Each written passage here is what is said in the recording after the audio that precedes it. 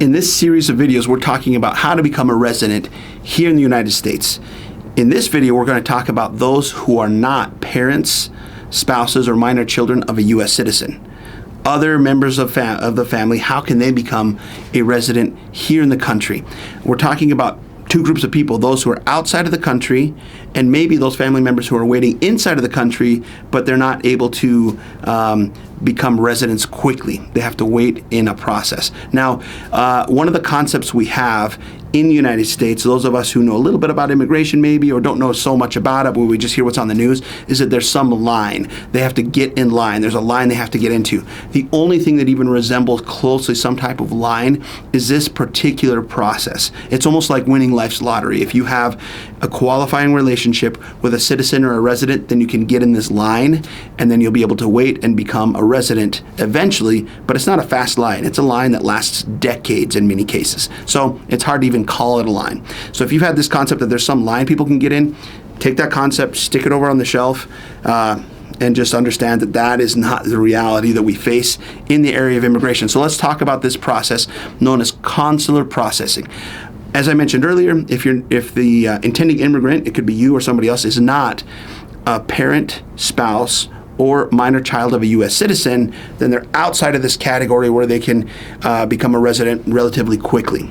They're in another category where they're just family members, right? Now, family members does not include grandparents, uncles, aunts, cousins, those types of things. That's another concept that I've seen in my culture, the culture in the United States, where they think that one person comes to the United States and suddenly they bring all their family members. It's actually extremely limited.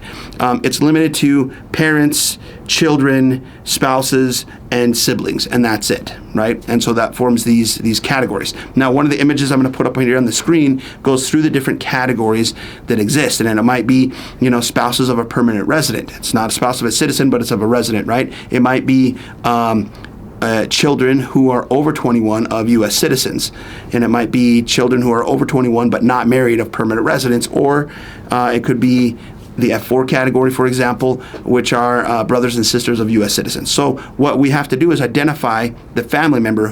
What category does this family member fall under? Now, if we find the proper category, then we can file a family petition known as an I-130, and we file that with USCIS, and then we wait between 1.5 to 2 years for that to be approved. Once it's approved, then the person can start looking at this other image and start to determine how long it's going to take for me to be able to become a resident in the United States. What happens is when we send the I-130, not when it's approved, but when it's first sent, the person sort of gets their place in line. If you've ever been to the DMV, some DMVs have it where there's so many people there that you go up and you take a ticket and you sit down and you have this number and you wait for your number to be called. That's sort of what's happening here. That's the quote-unquote line, except for in this case, the number could be called in 20-something years. Is literally, you'll see in this image that I'm showing here how long it takes for people. And what this is, it's called a priority date. So your priority date, your priority in the line happens when you first send that I-130 application and it's accepted, it's being processed, then they send you a receipt with your priority date. So what you do is you look in this image and you find, okay, which category am I in and which country am I from, or is the intending immigrant from, and then I can determine, relatively closely how long it will take for me to wait to become a resident in the United States. So, for example, the other day I was speaking with a client in a consultation, and the client was very angry. And she came to me and she said, listen, 12 years ago I hired a lawyer, and I'm a U.S. citizen, and I filed an application for my sister. And my sister has been waiting and waiting and waiting for all these 12 years, and nothing's happening. I think that lawyer took my money and just, and it's fraud. He took my money and he disappeared, and nothing ever happened again. So I said, okay, wait, let's calm down for a second. Let's go through this process. First, let's look and see what category your sister is under. F4 category, because this sister is a U.S. citizen petitioning for her sister, her sibling, right? Okay, cool. Now we know that she's in F4 category. Now let's look at this other chart and determine in the F4 category with that priority date that you're telling me it's about 2012, 2013, somewhere in there, where's she at with her priority date? And we looked at F4, and then we determined, oh, she's from Mexico. Okay, so that's the country of origin. And so we come down the list from Mexico in the F4 category, and at the time we looked at it, it was August of 2000, the year 2000. That is her priority date. And here we're sitting in the year 2023. Right?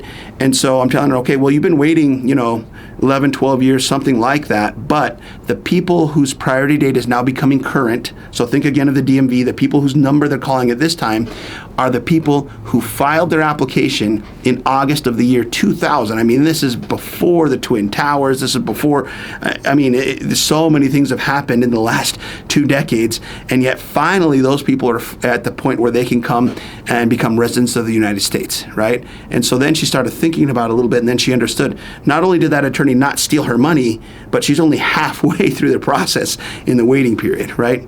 So that's an important concept. Now, that's kind of an extreme example, because if you look at the image, you can see that in the country of Mexico, there's people way back from the 90s who are still waiting to be able to have their priority date become current, have their number called, so that they can continue their process. So there's different categories, and some of them are shorter waits. Sometimes it's only 7, 8 years. Sometimes it's less than a decade. But in most cases, it's just a very, very, very long wait period, which is why it makes it hard to even call it a line, and makes immigration attorneys laugh every time we're at some party and somebody's like, oh, well, they should just get in line. All right, well, let's get together with Congress and create a line, because this isn't a line. This is a retirement plan. By the time they can retire, maybe they can come to the United States after a family petition, right? So anyways, let's say that in this case, the priority date for my client's sister becomes current. Her number gets called, it's finally current, right? Well, we have another issue. There's a big difference between the group of people that was in the United States waiting in line for all these years, and the people that were outside of the United States waiting for the number to be called for all of these years. If the sister of my client was outside of the United States in Mexico waiting for all these years, well, then what happens is she gets information from the consulate or from the embassy. Then we can file an application known as a DS-260, an I-864 sponsor application with some other documents we have to send, and we can obtain an appointment. Before the appointment, she'll have to go to a police station and get a letter saying that she doesn't have any disqualifying criminal history in her home country. Also, she'll have to do a physical examination with a doctor that works with the consulate or the embassy. Then she can go to her appointment, and if all goes well, they'll put a visa, an immigrant visa, which is different from a non-immigrant visa, the immigrant visa in her passport, which is a type of visa they give them when they come to the United States to live permanently. She'll get that visa, she'll come to the United States, register on a certain website, and get her green card in the mail. So we hope that that's what would happen. But in this case, the sister has been in the United States. She came legally to the United States on a tourist visa, but then she overstayed that visa. The visa expired, so she remains here in the United States, and she's been here for more than 365 days. The thing is, under immigration law, if the person's been here for more than 365 days, number one, and number two, then later leaves the country, there is an automatic 10-year bar. So if that priority date comes current and she starts to get information from immigration, she sets up her appointment, and then she decides not to talk to a lawyer, that she can do it by herself. So she's just going to go to her appointment in Mexico and it'll be fine. It's not going to be fine. She's going to go there and find a surprise. She's going to think, I won the lottery, everything's fine, my time is finally up, I'm going to live happily ever after. And she's going to arrive at the consulate, and they're going to tell her, you were in the United States for more than 365 days without documentation. You didn't get a waiver, and so now you have a 10-year bar, and you have to wait outside the United States for 10 years, and your visa is denied. And then it's like shocking to her, right? So what they have to do before that process is go to maybe another video that we've shared and get what's called a provisional waiver. So to get a provisional waiver, they can get rid of that 10-year bar, and there's more information about that, but essentially you have to have a qualifying relative who is a citizen or a resident who would suffer greatly if their document wasn't, or their visa wasn't approved. So there's a huge difference if the person waited inside the United States all those years or waited outside the United States. And I find in my practice that those who have waited inside the United States are very sort of blind to that. They're just focused on the priority date. The priority date came, I'm good. Yeah, but there's this big other hurdle that you have to get over if you waited in the United States, because they're going to set an appointment for you in that consulate outside the country, and when you leave, you're going to have an automatic bar. So we have to figure out how to manage that situation before you can claim victory to becoming a resident in the United States. So again, the process can be very complicated and difficult, and everything that I've mentioned has all kinds of little exceptions and and details, and there's different waiting periods, and sometimes the relationships change over time, and so sometimes maybe somebody is an unmarried son or daughter of a permanent resident, but now they got married, and so now what happens in that case? Other times, because the wait periods are so long, the petitioning family member, the U.S. citizen or the permanent resident, might pass away during that long period of time, and it happens several times. And so there's another process by which, if the original petitioner passes away while somebody's waiting for decades to be able to come to the United States, what happens in that circumstance, right? Now, our goal here always is to give people the best probability possible for success.